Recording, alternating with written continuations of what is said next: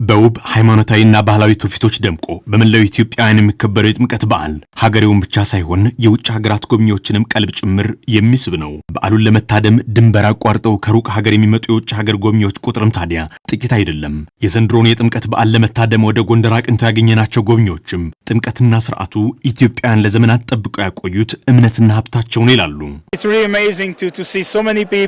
በዚህ በዓል በርካቶች ሲታደሙት ማየት በጣም አስደናቂ ነው።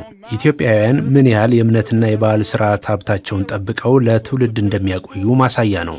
እናም እዚህ ተገኝቶ ይህን ማየት ደስ የሚያሰኝ ነው።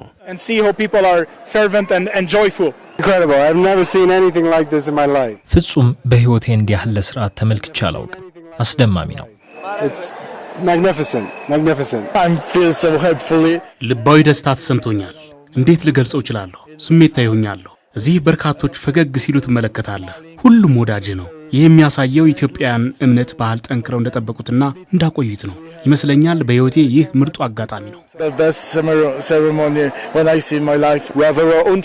እኛ በርካታ ባህሎች አሉን፣ ግን አንድ ሆነን ከብዙ ህዝብ ጋር በህብረት አምረን የምናከብረው እምነት ግን የለንም። ተመልከት፣ ይሄ ኩራት ነው። ባንዲራውን ብቻ ስትመለከት በሁሉም ቦታ ኩራት ነው። በጣም ውብና የሚያስደስት ነው። እንዲህ ያለው የኢትዮጵያውያን የጥምቀት በዓል በሌላው ዓለም እንደሌለ የሚናገሩት ጎብኚዎቹ የሚከናወኑ የእምነቱ ስርዓቶች ሳቢና ማራኪ ስለመሆናቸው በማንሳት የተለየ አጋጣሚዎቻቸውንም ነግረውናል። አከባበሩ ዓመታትን የዘለቀና ዘመን አይሽሬነቱን በግልጽ የሚያሳይ ነው።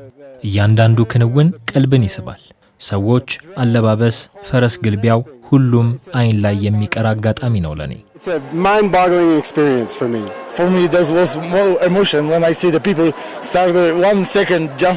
ሕፃናቱ ወደ ቀዝቃዛው ባህር ዘለው ሲገቡ የተለየ ድባብ ይፈጥራል። ይህን ትዕይንት በቃላት ልገልጸው የማልችለው አይነት የሚነዝር ስሜት ነው። ያ ለኔ የተለየ ስሜት ፈጥሮብኛል።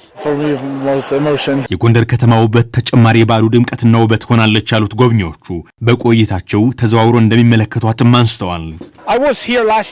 ባለፈው ዓመት እዚህ ነበርኩ። ከተማዋ አሁንም እያደገች ነው። የምናየው ነገር ያሸበረቀና የሚያኮራ ነው። የከተማዋ ውበት ከህዝቡና እዚህ ካለው ቅርስ ጋር ተዳምሮ ልዩ ውበት የሚሰጥ ነው ይመስለኛል። ከተሞችን መጠበቅና ለቀሪው ዓለም ማሳየት እንደሚያስፈልግ ከዚህ መማር ይኖርብናል።